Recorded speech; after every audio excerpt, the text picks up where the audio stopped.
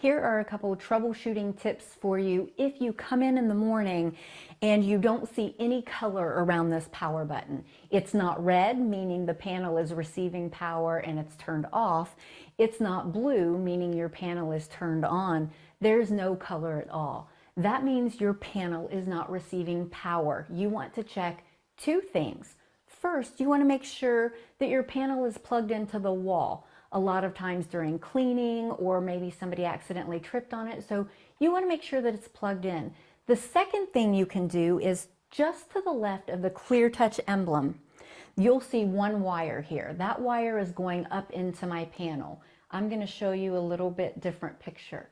You want to make sure that that plug is snugly plugged up into your panel, and you want to make sure that that little rocker switch right there, a little clicker switch that you see on power strip, is in the on position. Again, maybe that got turned off during cleaning, or maybe a student has found out about it and they're messing with you and turning it off. So if you don't see any color around this power button, you want to check those two things before you reach out to your ITS.